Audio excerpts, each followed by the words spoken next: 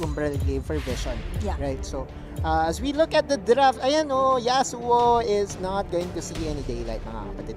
Yep, looks like that is still gonna be a Yasuo ban kasi nakaban ako, hinakabar Yasuo dito. Baka naman na ano lang. Oh, Wait. I think this is a non-updated dance, I think. Okay. Yeah. Sige, So, okay. Kasi Orianna and Akali, pero first pick nila is Akali.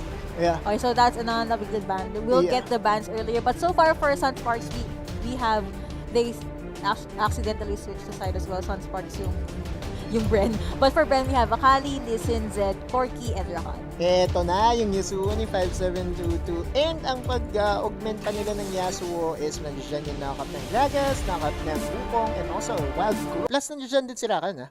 That is true. Also, yung kay Rakan dito, we're all about jumping in kaso baka ma-disengage din siya ni Gragas dito, him and his barrels. But looks like that is gonna be Yasuo just being very, very near his turrets, waiting for that minion wave to jump in. And again, this is game number 2.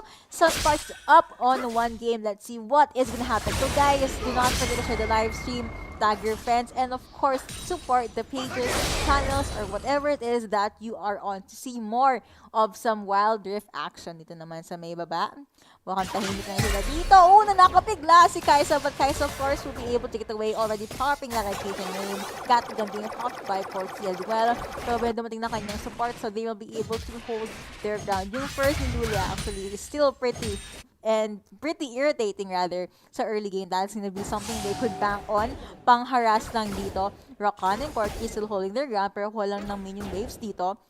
Ang ginagawa kasi dito pag Rakan, tahimik ka lang. Iintayin mo lang yung opportunity para makatalon ka dito. Ooh, that is gonna hurt us a lot of damage. Being taken by Lulu. Nope. Pointer did not connect, but looks like that is still gonna be something that Kaisa can look out for. Looking at the mid lane matchup, we have a Zed and of course a Yasuo. Tama ang sabi ng auto dito. Baka naging auto na kanyang prediction.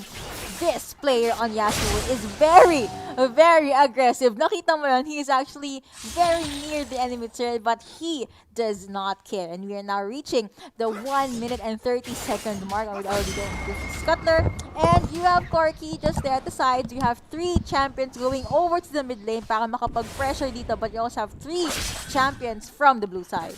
Yeah. Okay, so 1 minute into the game, and there's going to be a knockup by Buck. First blood ma. Mangyayari, Fane is going down. First blood on the side of Rebenga. Napakagandang kill yan. Man, Rebenga with those first bloods. Parang 100% siya yung nagiging first blood ng ay siya yung nagpo-first blood rather sa team ng Bren Espots dito. Pero unlike kanina, walang naging sagot dito yung Sunsparks, and Ace is now going to be dove down here. Pero wala pa rin. Okay lang yan mga kaibigan. We still have 5722 on that Yasuo. And also, syempre, Rebenga getting the first kill mga kapatid, 2 minutes into the game. Let's talk about the macro here. Okay. So, Akali versus Gragas on the top side. AP versus AP, not every time that you will see it. Oh, pero speaking of AP, it looks like the one that's getting a lot of damage is actually Akali, pero she is still gonna be very aggressive with that beautiful skin. Pero mukhang binatokan din ang bar dito ni Gragas. Ako pa nalaki na nga dito, nayawan lang siya sa Gedli. And here comes the backup, but will they come in just in time? Looks like Gragas, he wants to play it safe. Nag-ultimate din siya dito, kaso yun nga, Gatligan connecting over to that Gragas. And at this part of the map, you could see that he was able to take out that Wukong. Kaso mababox in siya, Akali, mambot muna, safe na yan, but are you really? And actually safe, nakapag-double kill na din si Listen dito. Blue team champion executed though, but I think that was hashtag worth it. Definitely worth it kasi yung execute mo, that is just going to be a huge advantage for Bren Espots. 3 kills para sa kanila, 3 on Rebenga. So Rebenga is now going to snowball this jungle matchup right now.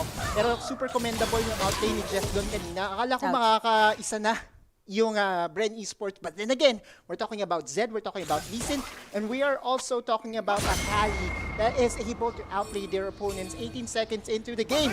Sorry, 18 seconds before lumabas ang Dragon Buff. Yep, and that is gonna be the next point of contention for our 2 teams. And last 7 seconds bago makita ang next possible na fight dito. Kakatapos lang ng laban sa Baron Lane, biglang magkakalaban sa Dragon Lane.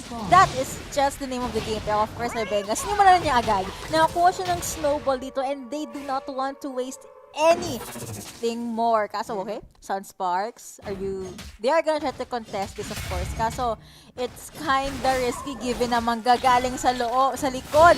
Si Kuya Morebenga, he did get spotted already. Already popping that first. Kaso, doon nasa gitnaan ng lahat. Si Akali na already popping that Valkyrie, pero na magkatagati ka dito. Mukhang just say goodbye. Napakaganda ng galawan na Akali. Nalitan ako po. Corky said goodbye, was able to stick out, was actually able to be taken out by that Kaisa, and naka-double kill din si Akali dito. We have Lulu, we have Kaisa left, nag-flash in pa. That is kinda dangerous na yawan dito. Ayun na nga, unstoppable coming in over para sa ating Lee Sin, and that is gonna be a beautiful clash in favor of Bren Espots. Rebenga. This is the early game that they wanted. Yeah, Rebenga siyang mga kaibigan. Looking at the kill count right now, 7-1. Yes, I was closely looking at 5-7-2-2. Because if there is this one person na pwedeng bumuhat sa Sunsparks sa mga engages, we look at the replay, look at those knockups, look at sets, trying to clean things Nasa up likod for... ng si Kaisa, oh. Eh, kita mo yung dashes dito ni 5-7-2-2. Look at this, Rebenga, tapos kay Jet, pero it's not going to be enough with the lead that meron ang Bren Esports dito.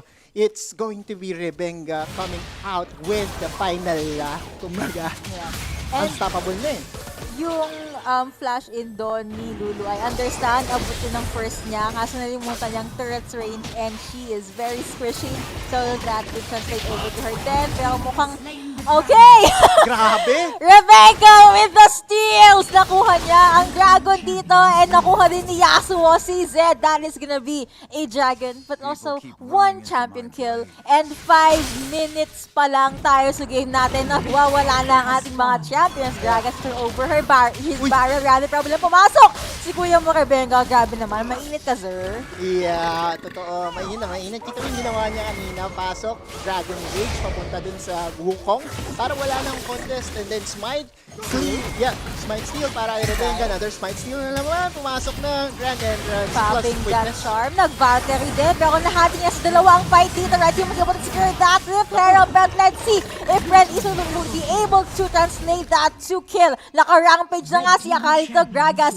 Barely able to get out of there alive, but he is just one hit away from dying. They're gonna go over to protect, or rather get that turret. Hindi makalapit si Gragas kasi isang hit lang siya kay Lolo Rebenga. Yeah, grabe na yung show na pinapakita dito ni Rebenga. 6-0-5 mga kaibigan, 100% kill participation.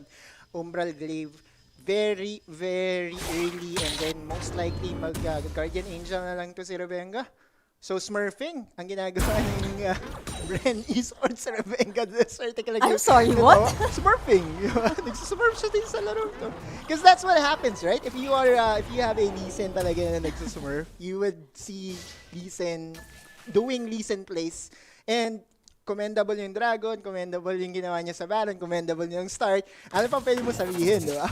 Okay, I'll just say naka-snowball si Rebenga. But yeah, 7 minutes in, Rebenga already securing that GA.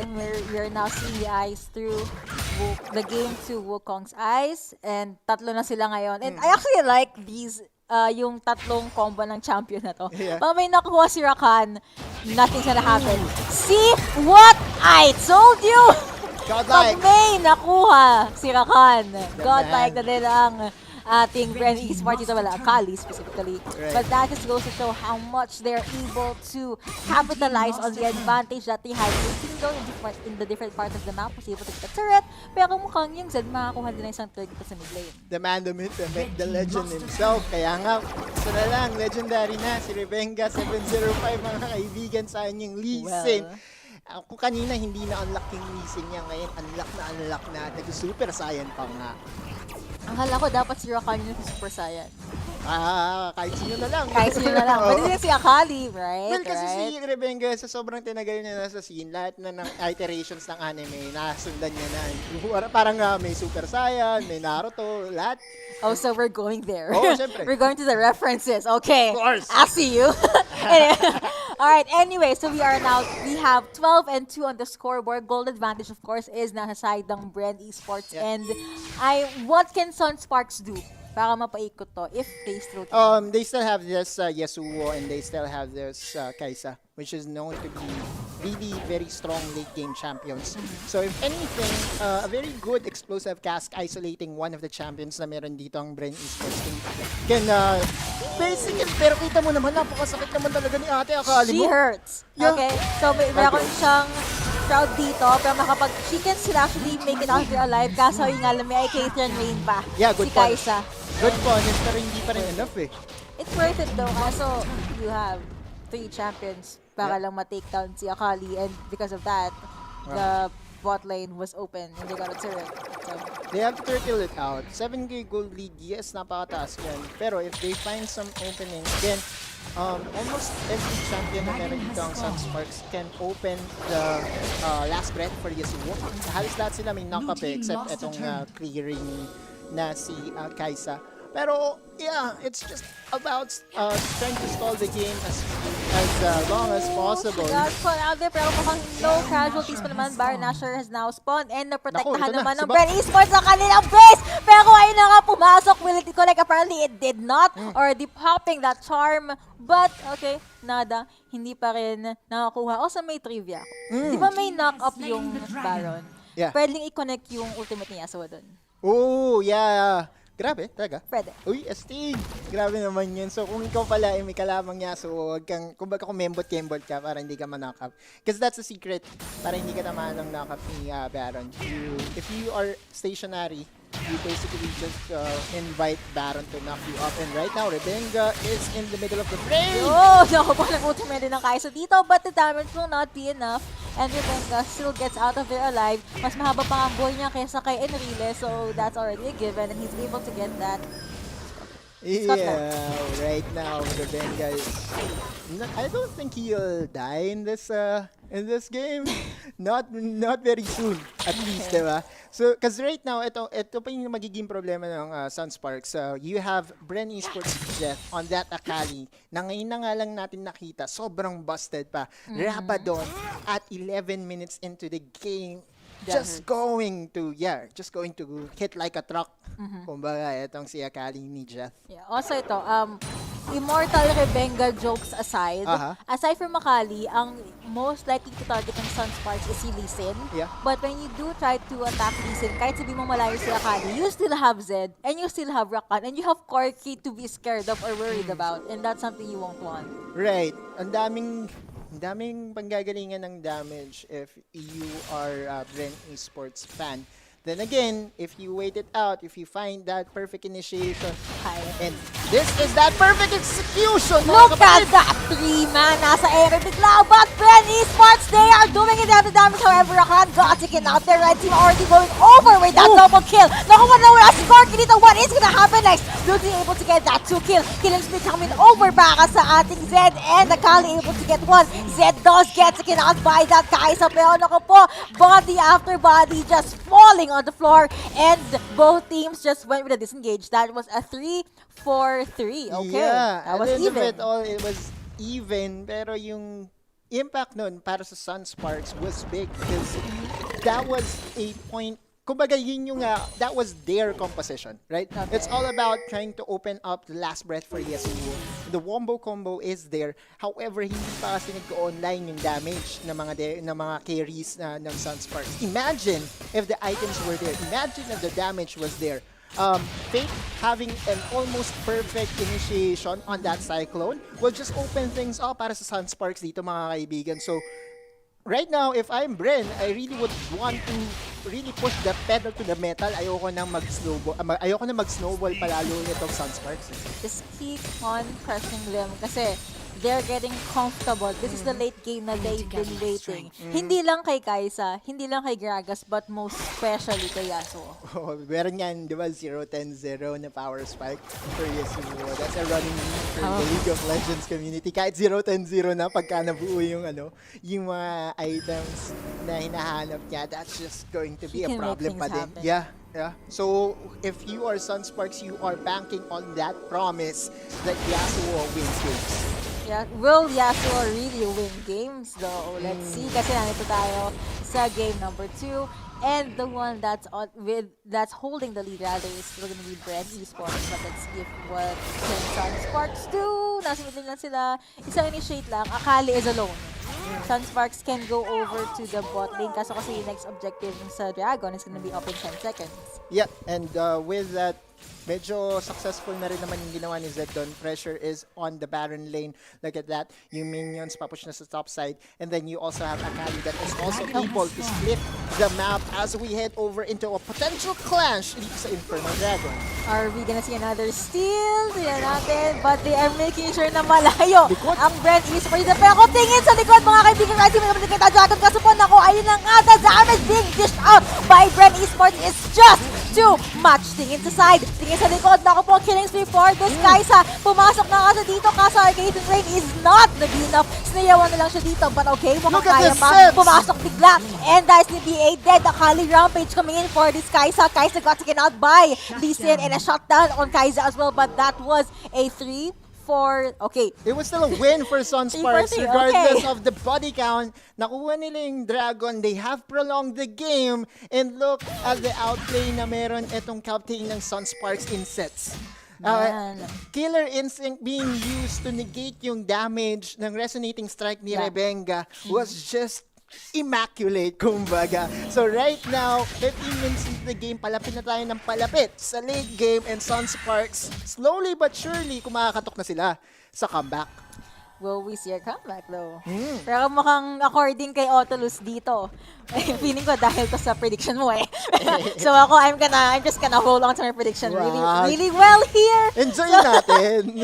Takot ako manglibre ng kape, just kidding. But yeah, Sunsparks are getting the checks onto their win conditions, but still, you cannot forget the damage that Bren Espots has. Also the fact that once you are clumped together, you have to keep on looking at the area behind you because pwedeng dyan manggaling si Rebenga, si Jeth, or maybe even si Zed dito. Yeah, that was too big of a dragon kasi to give away. If it was not an Infernal Dragon, I think Bren Espots would opt for Zed to just continue splitting doon sa top side.